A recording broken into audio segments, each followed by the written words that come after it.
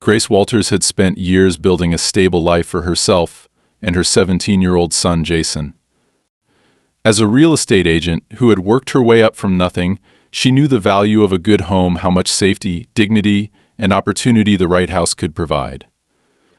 When she finally managed to secure a place in a quiet, well-manicured neighborhood just outside of the city, she thought she had made the best decision for their future. The house was perfect, spacious but not excessive, with a backyard large enough for gatherings, a front porch where she could sip her coffee on crisp mornings, and neighbors who, at first glance, seemed polite and respectable. It was, in many ways, a dream come true, an oasis where she and Jason could enjoy a sense of peace that had been missing for years. Moving in had been seamless. Jason, who had always been a social kid, adjusted quickly, making friends with some of the other teenagers in the area. Grace spent her first few months getting to know the community, attending a couple of the neighborhood meetings, and making an effort to be friendly without overstepping boundaries. The people seemed nice enough, some a little standoffish, others overly invested in keeping things exactly the way they were, but overall, nothing that raised alarms. She wasn't naive. She knew that people could be territorial, that suburban life had its own breed of politics, but she had navigated worse. Then there was Sylvia Harper. Sylvia lived 3 houses down, in an immaculately kept Tudor-style home with a garden so pristine it looked artificial. Tall, slim, and always impeccably dressed in muted earth tones, Sylvia carried herself with the kind of quiet self-importance that made it clear she believed she was the moral center of the neighborhood. She was involved in every decision, every meeting, every policy change. From the moment Grace had moved in, Sylvia had made her presence known not through warmth or friendliness, but through the slow, deliberate establishment of control. At first it had been small things, passive-aggressive notes about acceptable recycling habits left in her mailbox, an uninvited lecture on the dangers of pesticide use when Grace had casually mentioned hiring a lawn care service, a firm but polite suggestion. That the neighborhood had unspoken guidelines regarding exterior decorations. Grace had learned to nod, smile, and brush it off. She had dealt with worse. But it wasn't until Sylvia made it clear that she wasn't just a neighborhood busybody, but an activist with a mission, that Grace started to realize how deeply ingrained her presence was. Sylvia was a devout vegan and a radical environmentalist, and while Grace had no issue with that, it became evident that Sylvia viewed anyone who didn't conform to her way of life as a direct threat. The first real confrontation happened after Grace had installed a gas-powered grill in her backyard. It was a mild evening in early summer, and Grace had invited a few friends over for a small housewarming barbecue. Nothing extravagant, just a few steaks, some burgers, casual conversation under the glow of the patio lights. Jason had been manning the grill, chatting with a couple of his friends from school, laughing in that carefree way that made Grace grateful he had adjusted so well. The smell of sizzling meat filled the air, mixing with the crisp night breeze. Then Sylvia appeared at the fence. Grace hadn't noticed her at first, but when the conversation at the table lulled, she looked up to see Sylvia standing just beyond the low wooden barrier that separated their properties, her arms crossed, her expression unreadable. "Lovely night," Sylvia said, her voice carrying easily over the soft hum of conversation. Grace smiled politely. "It really is." There was a pause, just long enough to stretch into discomfort. Sylvia's eyes flickered toward the grill, her lips pressing together in something close to disgust. "You know," she said, voice pleasant but firm, "we try to keep things environmentally responsible around here." Grace blinked. I'm sorry? The emissions from gas grills are remarkably harmful," Sylvia continued, as if she hadn't heard her. "And of course there's the ethical component. I assume you're aware of the atrocities committed in the meat industry?" There it was. Not a question, not an invitation for discussion, just a statement, heavy with the expectation of agreement. Grace set down her drink, keeping her tone light. "I appreciate the concern, but I think we're just going to enjoy our dinner." Sylvia smiled, but it didn't reach her eyes. "Of course," she said. "I just thought you should know." It's important to be mindful. Then, just as suddenly as she had appeared, she turned and walked away. Jason, who had been quietly listening from the grill, raised an eyebrow. Well, that wasn't weird at all. One of his friends snickered. Dude, your neighbors are next level. Grace sighed, shaking off the tension. She's just passionate. Jason smirked. Or insane. Grace had laughed it off then, brushing it aside as an awkward but harmless encounter. She had been wrong. The next morning she found something strange waiting for her on the back porch. A neatly arranged stack of pamphlets about factory farming, climate change, and the ethics of plant-based living, all held together with a ribbon almost like a gift. There was no note, but there didn't need to be. Over the next few weeks, more small things started to happen. Her garbage cans were moved, their lids left open so that the wind would scatter debris onto her lawn. She noticed scratches on the hood of her car, faint but deliberate. Jason came home one day complaining that someone had let the air out of his bike tires while he was at school. The messages became more overt. A chalk drawing appeared on her driveway one morning, a crude rendering of a cow with the words, "Would you eat your dog?" scrawled beside it. When Grace tried to wash it away, she realized it had been drawn with something oily, something that left a stain even after hours of scrubbing. And then there were the animals. At first it was just birds, dead sparrows appearing in her yard, too intact to have been caught by a cat, too carefully placed to be coincidence. Then came the rats, their bodies bloated, their limbs twisted unnaturally. Each time she disposed of them quickly, telling herself it had to be some other animal leaving them behind.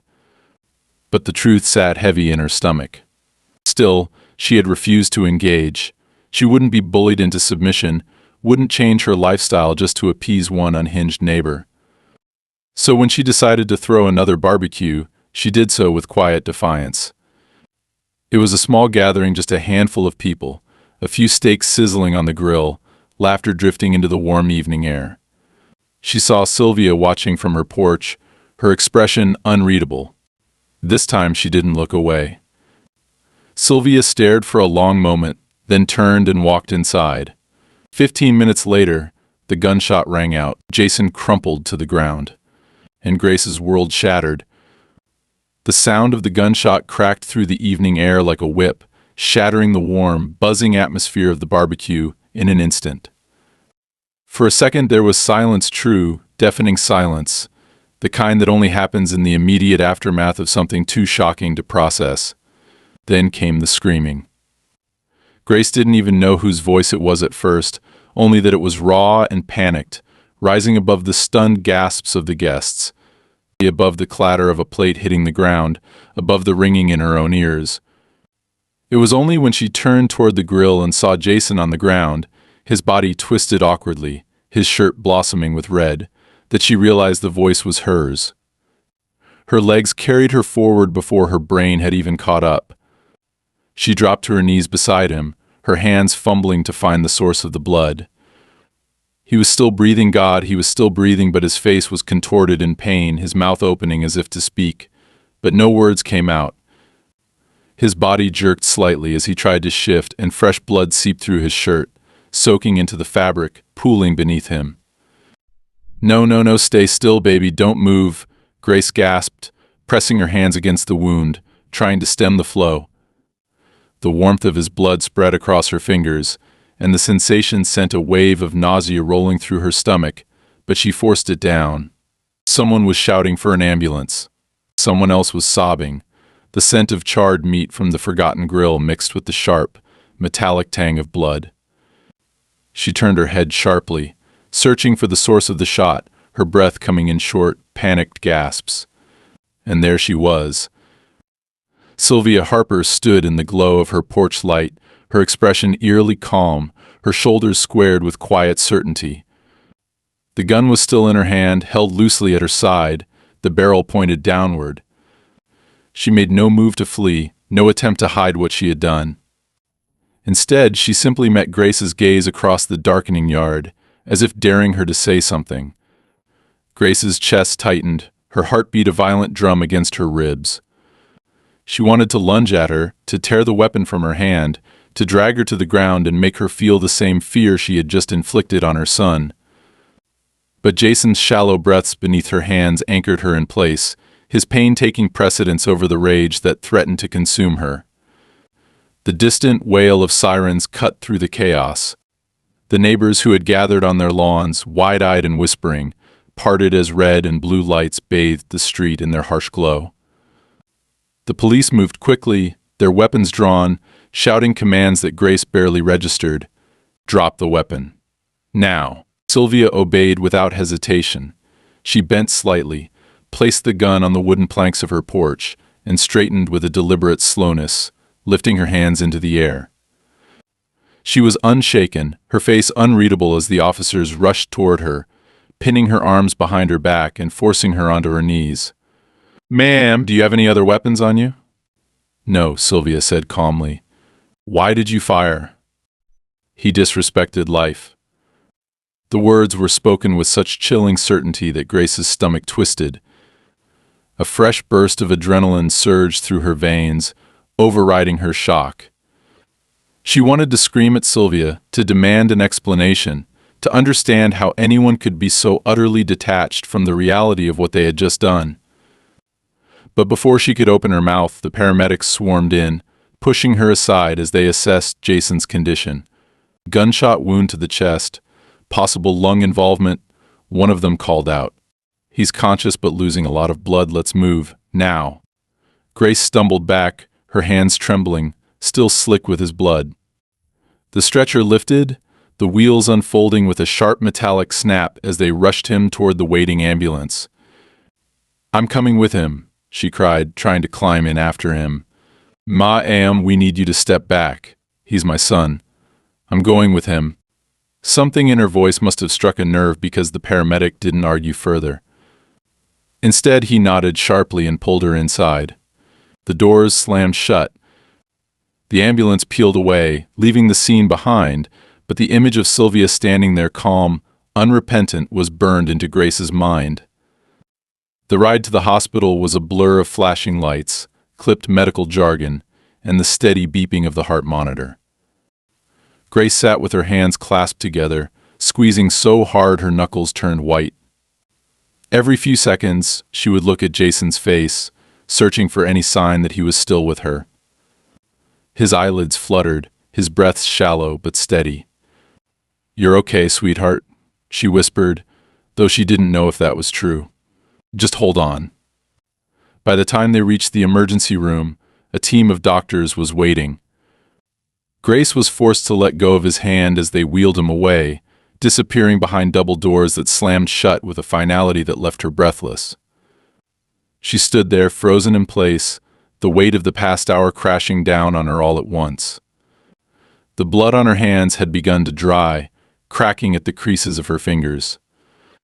The world around her moved in a haze. Nurses talking, phones ringing, monitors beeping, but all she could hear was the echo of that gunshot. A hand touched her shoulder. She turned, expecting a doctor, but it was a police officer, a woman with kind but firm eyes, her uniform crisp, her badge gleaming under the harsh fluorescent lights. "Mrs. Walters," the officer said, "I need to ask you a few questions about what happened tonight." Grace swallowed, forcing herself to focus. I need to see my son." "You will," the officer assured her, "but we need to establish exactly what led to this." Her stomach clenched. What led to this? What kind of question was that? "She shot him," Grace said, her voice raw. "She stood on her porch and shot him in cold blood." The officer nodded. "We have her in custody, and we're collecting witness statements. But there's something you should know." Grace frowned. "What?"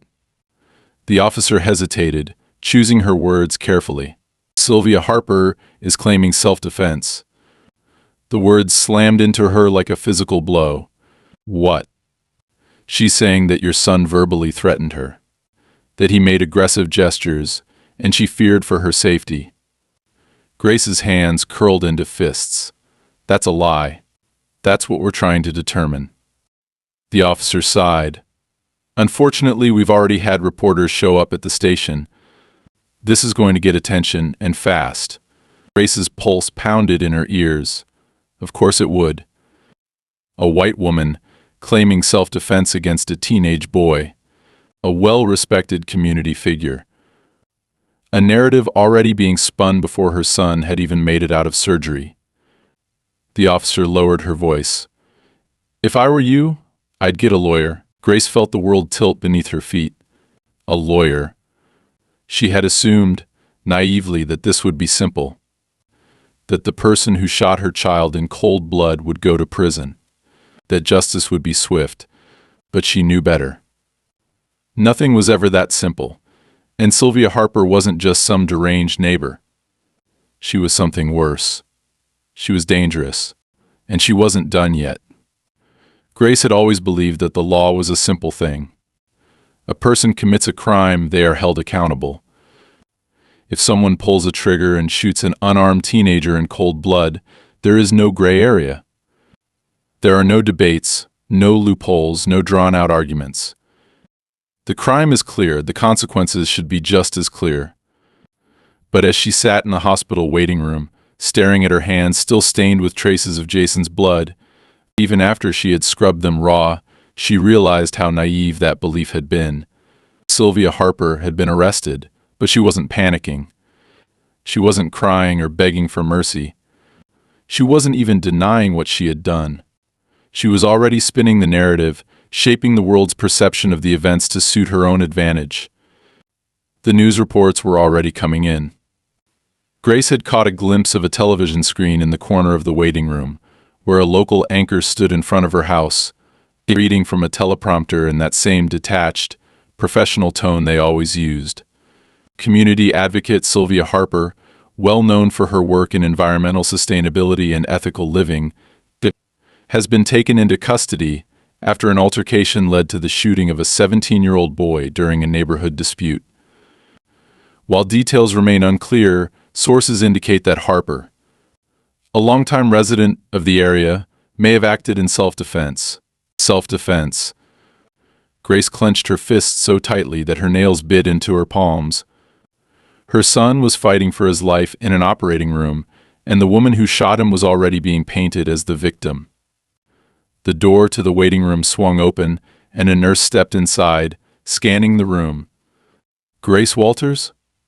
She shot to her feet, her pulse hammering. Yes, my son. The doctor will speak with you now. She followed the nurse down a long corridor, her heart pounding with every step. The walls seemed too white, the air too sterile, the beeping machines in every room reminding her of the fragility of the human body. They turned a corner and stepped into a small consultation room, where a middle-aged man in scrubs stood with a clipboard. He looked exhausted, but his expression was steady, professional. Your son made it through surgery, he said, getting straight to the point. The bullet lodged near his left lung, but we were able to remove it. He lost a significant amount of blood, but we've stabilized him. He's not out of the woods yet, but for now he's holding on. Grace let out a breath she hadn't realized she was holding. Relief, sharp and overwhelming, washed over her, but it was quickly followed by something else. A deep, seething rage that burned through her veins. Can I see him? The doctor hesitated. He's sedated, and we need to monitor him closely for the next few hours, but you can sit with him. That was all she needed to hear. She stepped into Jason's hospital room and immediately felt the weight of everything crash down on her. He looked so small in the hospital bed, his skin pale against the white sheets, an oxygen tube resting just beneath his nose. Machines beeped softly, tracking his vital signs, while an IV fed fluids into his arm. She sat beside him, gently taking his hand, careful not to disturb the wires and bandages. I'm here, baby, she whispered, her voice thick with emotion. I'm not going anywhere. The quiet stretched between them, filled only by the hum of medical equipment. She stayed like that for what felt like hours, unwilling to move, unwilling to let go. Then her phone vibrated. She glanced at the screen. A number she didn't recognize. She hesitated, then answered. Hello? A low, female voice hummed on the other end. You should leave it alone. Grace stiffened. Who is this? A pause.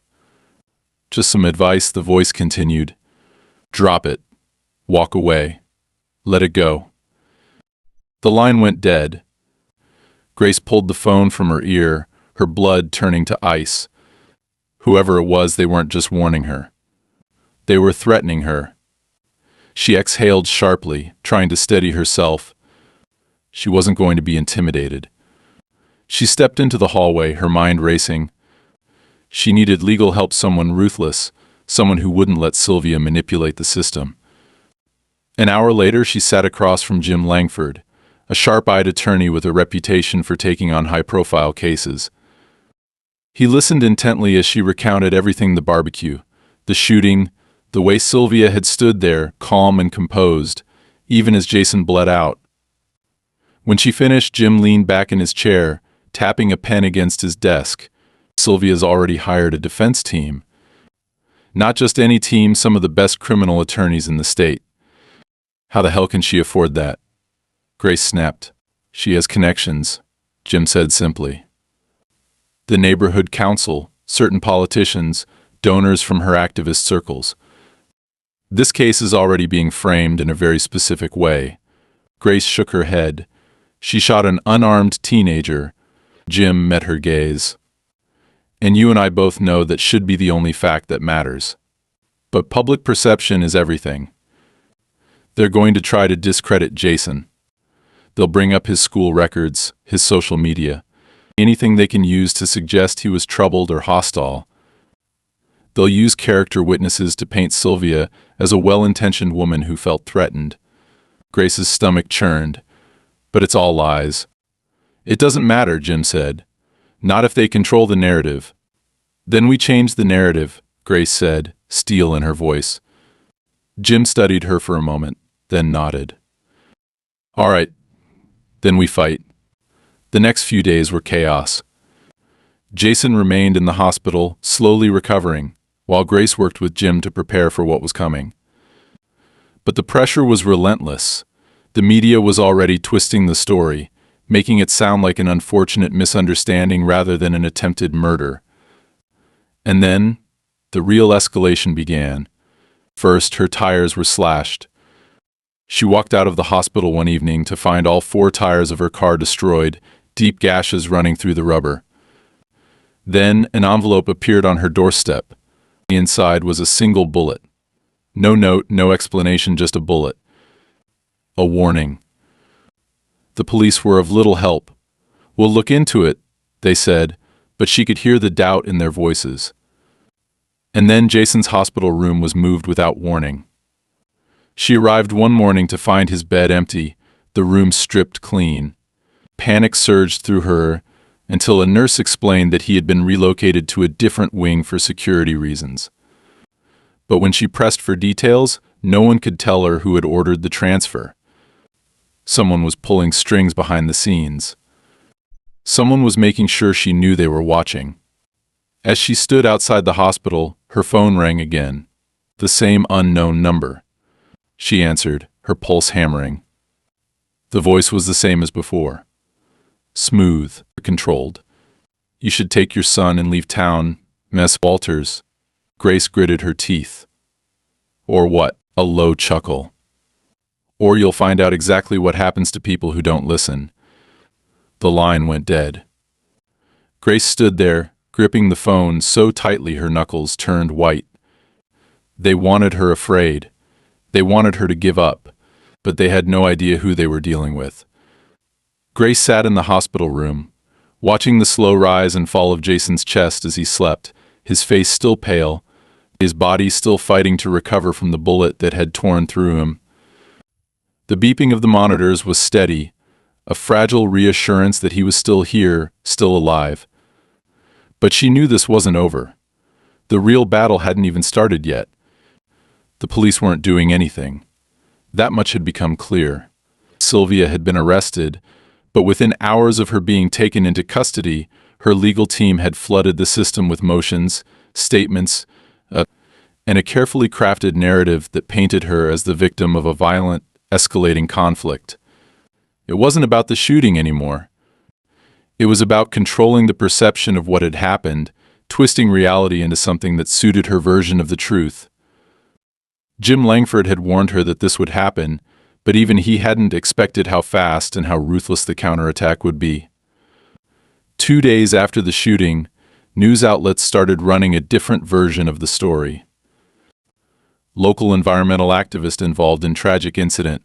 One headline read, "Deliberately avoiding the word shooting." Another article speculated that Sylvia had been harassed in the weeks leading up to the event, citing anonymous sources that claimed Jason had been verbally aggressive toward her. Grace felt sick. Jason was 17. He wasn't perfect, but he was a good kid. And yet, in a matter of hours, the world had started turning him into something else, a problem, a threat, a justification for what had been done to him. Then came the footage. It was security camera footage from someone's front yard, blurry and poorly framed, but it captured a single moment from that night. Jason, standing at the grill, laughing. Sylvia, in the distance, approaching the fence. The audio was weak, but just before the video cut out, Jason could be heard saying something, his voice sharp, dismissive. "You can't control everything, lady. Get over it." That was all they needed. The headlines shifted overnight. Teen's hostile confrontation with community leader raises questions. Did words turn deadly? Jim called her the next morning. "They're setting up the self-defense argument," he said. "They're going to argue that Jason was aggressive, that he provoked her, that she felt genuinely threatened. They don't need to prove he was a danger. They just need to introduce enough doubt that the jury hesitates." Grace clenched the phone so hard she thought it might break. She shot him. He was unarmed. How the hell is this even a conversation? "Because the legal system isn't about what's right," Jim said flatly. "It's about what you can argue in court. And Sylvia's people are very good at arguing." It wasn't just the media. The pressure was coming from every direction now. The day after the footage leaked, Grace received a letter in the mail. No return address, no signature, just a single printed sentence. "Drop the charges or watch everything you love burn." She read it 3 times, her hands trembling. That night, her house was vandalized. Red paint splashed across the front door, dripping down the wood like blood. The words "Meet Murderer" scrawled across the garage in thick, jagged letters. The police came, took pictures, and left without promising anything. "You should consider moving," one officer said before he walked away. Grace almost laughed at the absurdity of it. She had done nothing wrong. Jason had done nothing wrong. And yet, they were the ones being warned. They were the ones being pushed out. Jim called the next day. "We need to talk strategy." They met in his office, a sleek, minimalist space in the city, where the walls were lined with legal books and the air smelled of stale coffee. Jim looked tired. "They're trying to push this into a plea deal," he said. "Sylvia's team has already floated the idea of a lesser charge, reckless endangerment, instead of attempted murder. It would mean a reduced sentence, maybe even probation." Grace's stomach twisted. "They want me to agree to that?" "They're hoping you'll get scared," Jim said. "They're hoping the pressure will break you. Then we fight." Jim exhaled slowly. "Grace, I need you to understand what you're up against. This isn't just about proving Sylvia is guilty. This is about proving that Jason was innocent. They are going to dig into every inch of your life, your son's life. They'll find every mistake, every misstep, anything they can use to create doubt." Grace swallowed hard. "Let them dig. They won't find anything." Jim hesitated. "There's something else," he said carefully. "Someone reached out to me. An anonymous source. They claim to have information about Sylvia, something that could change the entire case." Grace leaned forward. "Who?" "They wouldn't say. But they want to meet." Everything in her screamed that this was a trap. But she had no choice. The meeting was set for a parking garage downtown, the kind of place that reeked of bad decisions and desperate deals. Jim insisted on coming with her. They waited in the dimly lit space. the distant hum of the city echoing off the concrete walls. Then a figure emerged from the shadows. A woman, late 50s, dressed in a plain black coat, her hair pulled back in a severe bun. She moved with careful precision, her eyes sharp, assessing. "You're Grace Walters," she said. Grace nodded. "Who are you?" The woman glanced at Jim, then back at her. "Someone who used to work for Sylvia." Grace's breath caught. "What do you mean?"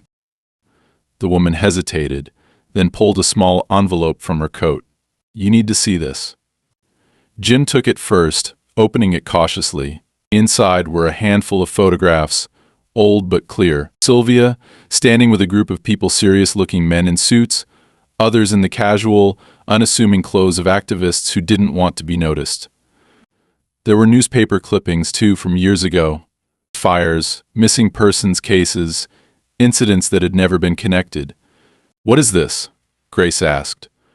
The woman exhaled. "Sylvia Harper isn't just an activist. She's part of something much bigger. A network of people who believe in direct action, who think violence is justified if it serves the greater good." She didn't just snap that night. She's been planning something like this for years. Grace's pulse pounded. "Why are you telling me this?" "Because I made a mistake working with her. And I don't want to see your son pay the price for it."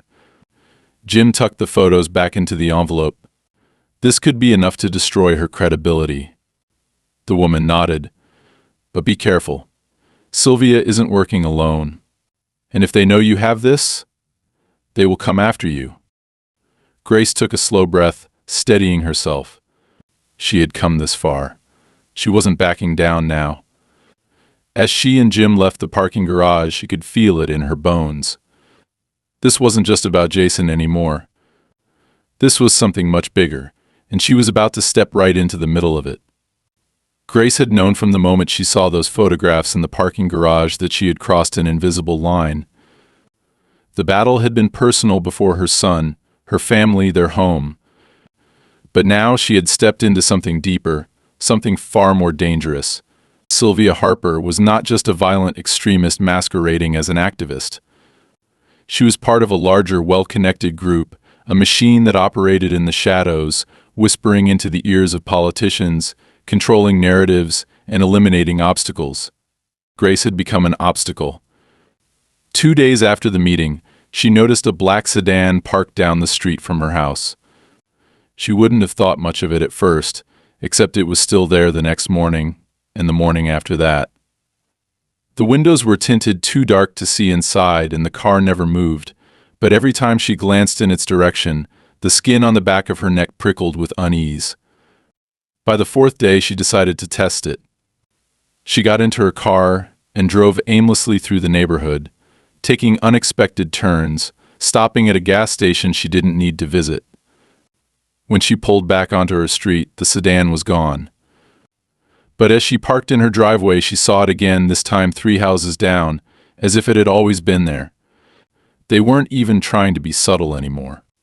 The same night, a loud bang shattered the quiet outside her house. Grace bolted upright in bed, her heart hammering against her ribs. For a split second, her mind flashed back to the gunshot that had nearly taken Jason's life, and she was out of bed before she even realized she had moved. She grabbed her phone, sprinting to the front door.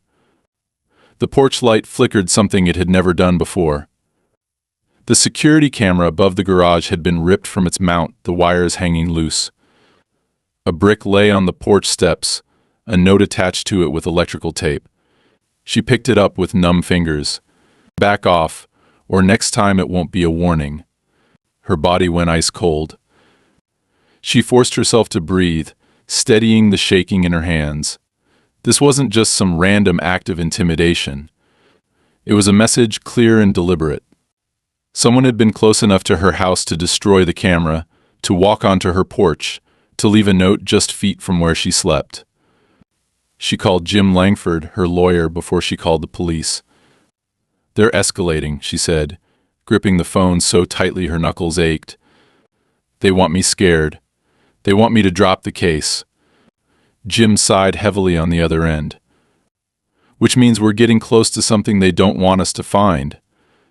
Did the note say anything specific? Just a threat. But the way they delivered it, it's personal. Jim was silent for a long moment. Grace, you need to think about your safety. If they're watching your house, they might already have people inside the hospital. The thought sent a fresh wave of panic through her. Jason. He was still recovering, still vulnerable. She had been so focused on fighting back, on gathering evidence, that she hadn't even considered that they might go after him again. She grabbed her car keys, already moving. I'm going to the hospital. The drive was a blur. She barely remembered the turns, only that her pulse didn't stop pounding until she was inside Jason's hospital room. He was asleep, his breathing slow and steady, his chest rising and falling beneath the thin hospital blanket. The machines beeped softly, their rhythm familiar now. But something felt off. The air smelled strange, faintly chemical, like disinfectant, but sharper, almost metallic. Then she saw the IV bag. A small, clear pouch hanging from the pole beside his bed, connected to the line running into his arm. But the label, it wasn't the same as before. The hospital-issued bags had distinct markings, clear branding. This one was different. Her stomach dropped. She rushed into the hallway, grabbing the first nurse she saw. Who changed my son's IV? The nurse blinked, startled. I'm not sure. His records don't show. She stopped mid-sentence, her expression shifting from confusion to alarm. Wait here. Minutes passed like hours. Then a doctor appeared, along with 2 security officers. Miss Walters, the doctor said carefully. You were right to be concerned. That IV bag didn't come from our supply. The air felt too thick to breathe. Then where did it come from? The doctor's face was grim. We don't know. They ran tests immediately. Whatever had been in the IV hadn't been administered yet. Jason had been asleep. The drip barely started, but the lab results confirmed their worst fear. The liquid inside was not saline or pain medication. It was a paralytic agent. Someone had tried to kill her son. Grace felt the floor tilt beneath her. The doctor's voice became a dull hum, lost beneath the roaring in her ears. She caught pieces of it, luckily caught in time, under investigation hospital reviewing security footage, but none of it mattered. Someone had walked into this hospital past nurses, past security, and had come within seconds of stopping Jason's heart. She pressed a shaking hand against her mouth, forcing back a sob. The officer beside her cleared his throat. We've notified the authorities. This isn't just an attack on your family anymore, Ms. Walters. This is an attempted homicide. Grace swallowed hard, trying to steady her voice. So what happens now? The officer exchanged a look with his partner. We need to get you and your son somewhere safe. Safe. The word almost made her laugh. There was no safety. Not in her home, not in the hospital. They had resources. They had connections. They could get into places they had no business being. And Sylvia, even from behind bars, still had power. Jim called her again the next morning. You need to see this, he said, his voice clipped, urgent. Turn on the news. She grabbed the remote with numb fingers, flipping through the channels until she saw it. Sylvia Harper, walking out of jail. She wasn't in cuffs. She wasn't in an orange jumpsuit. She was dressed in the same clean, beige blazer she had worn to neighborhood meetings, her posture straight, her expression composed. The headline beneath her face made Grace's vision blur with rage. Community leader released on bail awaiting trial. She felt something inside her snap. Sylvia hadn't spent more than 3 days in jail. She had walked free, while Jason still lay in a hospital bed, his life hanging by a thread. Grace had done everything right. She had trusted the legal system. She had gone through the proper channels. And it hadn't mattered. The people trying to silence her weren't just a handful of extremists. They were in the courts, in the police, in the hospitals. There was no more playing by the rules. She turned off the TV, gripping the remote so tightly it cracked. If Sylvia thought she was going to walk away from this unscathed, she was wrong. They wanted her scared. They wanted her broken. They had no idea what they had just unleashed. The moment Grace saw Sylvia Harper walk free, something inside her broke. Not in the way they wanted, not in fear, not in submission, but in something far more dangerous. A cold, burning certainty. They had underestimated her. They thought she would fold, that she would retreat into silence, that she would accept the system's failures as inevitable. But she wasn't afraid anymore. They had already taken everything from her. Now she was going to take something back. She sat in the hospital room beside Jason's bed, her fingers wrapped tightly around his hand. His breathing was steady, the beeping of the machines a dull background noise. He had survived an attack meant to kill him not once but twice. She wouldn't let there be a third time. Ian called late that night. "I don't know what you're planning," he said, his voice lower than usual, "but if it involves anything outside the legal system, I need you to stop now." Grace exhaled slowly. They let her go. "I know." There was a pause. "That's why you have to be smart about this. You can't take matters into your own hands." "I won't." She didn't even sound convincing to herself. Jim sighed. "Grace, listen to me.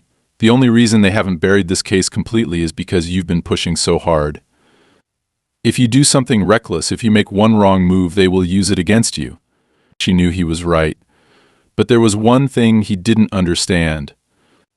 The rules had never been meant to protect people like her. The next morning she left the hospital before dawn, locking the door behind her and checking twice to make sure the security was in place. Jason would be safe for now. She had called in every favor she had, ensuring that armed security was posted outside his door. That wasn't what worried her. What worried her was the fact that Sylvia was still playing a game she didn't even know she had already lost.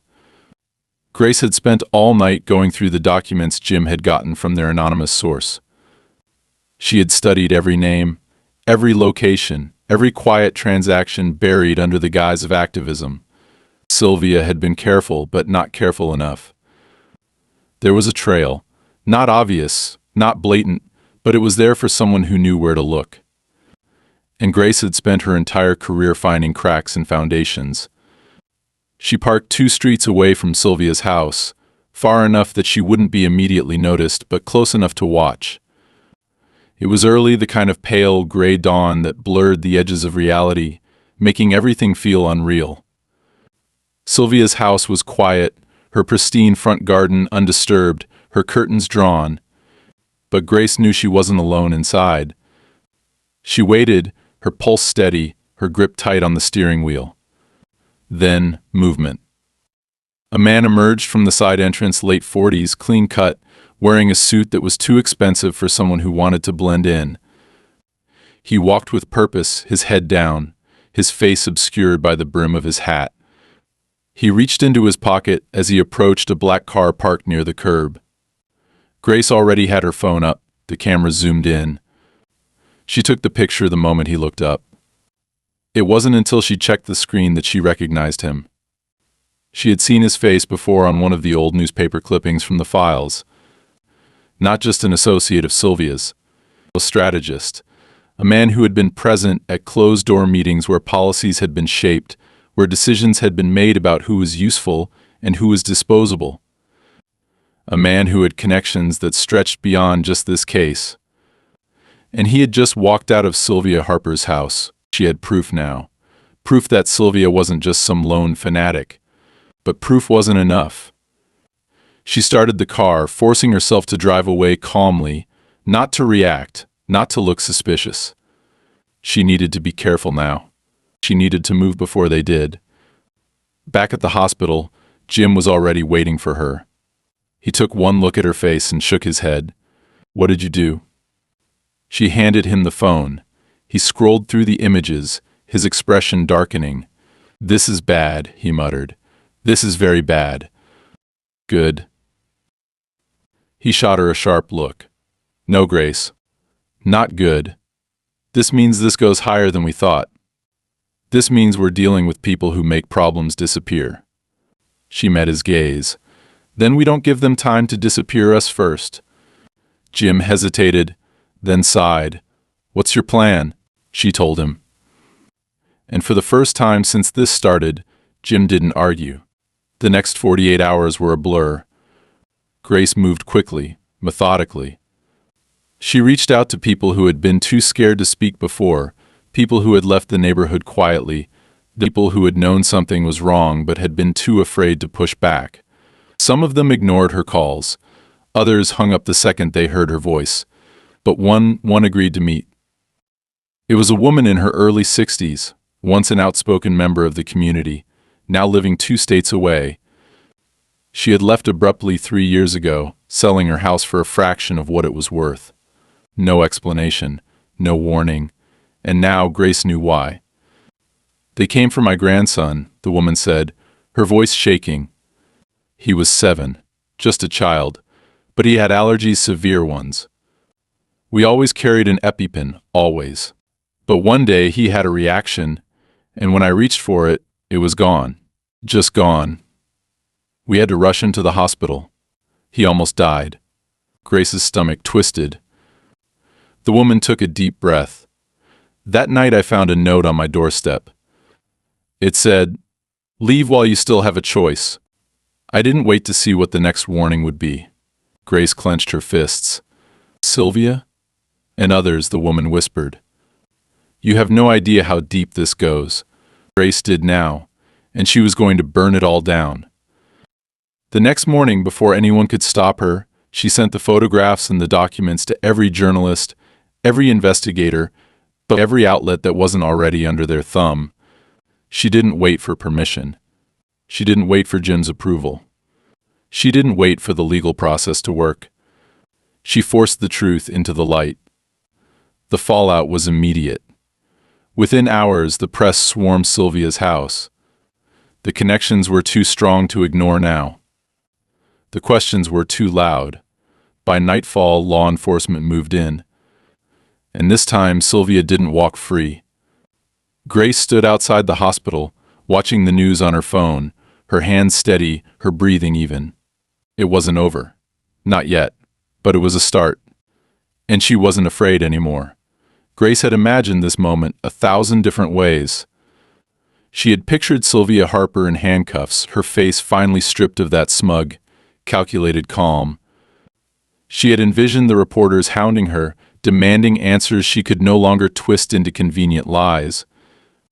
She had thought about the neighborhood watching, seeing their so-called community leader for what she really was.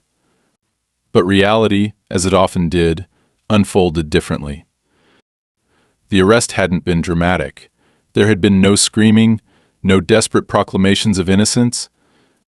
The police had shown up at her house just before dawn, moving with quiet efficiency, as if this were nothing more than routine procedure. Sylvia had stepped outside without resistance, dressed in the same muted, professional clothes she always wore, her expression unreadable. She had said nothing. No parting shot, no last attempt to manipulate the situation. She had simply turned, placed her hands behind her back, and allowed the officers to lead her to the waiting car. The news had spread like wildfire. The documents Grace had leaked had been picked up by every major outlet, and the reaction had been swift. The articles painted Sylvia not just as a radical, but as a calculated strategist who had spent years weaving herself into positions of influence. Her connections to other powerful figures were now being scrutinized. The investigators had already begun digging into old cases, disappearances, financial deals, whispered threats that had never been followed up on. It was as if a dam had finally broken, and all the things she had carefully buried were now floating to the surface. But even as the walls closed in on Sylvia, Grace knew better than to believe it was truly over. She stood outside the courthouse on the day of the preliminary hearing, watching as Sylvia was escorted inside. The woman barely looked at her, but for a brief moment their eyes met. And Grace saw it, something flickering beneath the surface, something colder than defiance, deeper than anger. It wasn't fear, it was certainty. This wasn't the end. Jason was still in the hospital, recovering, his body healing even as the weight of what had happened pressed down on him in ways Grace couldn't yet understand. He didn't talk much about that night, and she didn't push him. She could see it in his eyes, the way he sometimes drifted away in the middle of conversations, the way he flinched slightly at sudden noises. He was alive, but this had changed him. It had changed both of them.